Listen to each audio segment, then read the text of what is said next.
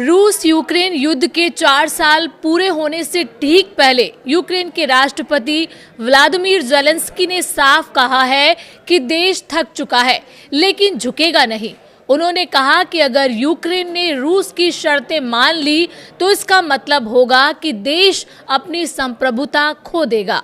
Zelensky ने माना कि लगातार युद्ध से आम लोग और सैनिक दोनों थक चुके हैं। उन्होंने कहा कि ये लड़ाई सिर्फ जमीन की नहीं बल्कि देश के अस्तित्व की है। उन्होंने कहा अगर हम उसे सब कुछ दे दें जो वो चाहता है तो हम सब कुछ खो देंगे। लोग या तो भागने को मजबूर होंगे या रूसी बन जाएंगे। पुतिन को लेकर ज़ेलेंस्की ने क्या कहा? रूस के राष्ट्रपति व्लादिमीर पुतिन पर निशाना साधते हुए ज़ेलेंस्की ने कहा कि ये एक व्यक्ति की जिद का युद्ध है। उन्होंने कहा पुतिन ही युद्ध हैं, ये सब उन्हीं के बारे में है।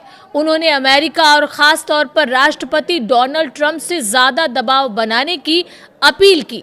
जब उनसे पूछा गया कि क्या ट्रंप रूस पर पर्याप्त दबाव डाल रहे हैं तो उन्होंने सीधा जवाब दिया, नहीं। ज़ेलेंस्की ने कहा कि शांति वार्ताओं में अब तक कोई ठोस नतीजा नहीं निकला है। सबसे बड़ा मुद्दा सुरक्षा की गारंटी का है।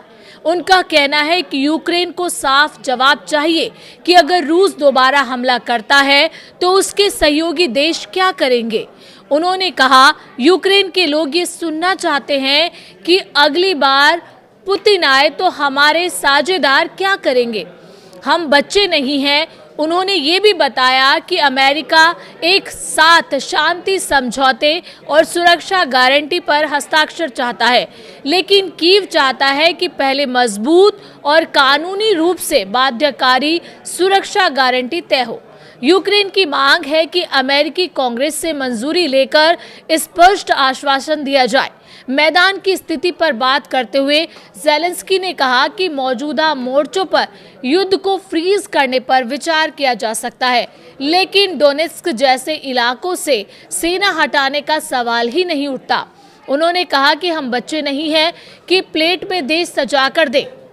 उन्होंने ये भी कहा कि जिन इलाकों में लाखों लोग रहते हैं उनके भविष्य की जिम्मेदारी यूक्रेन की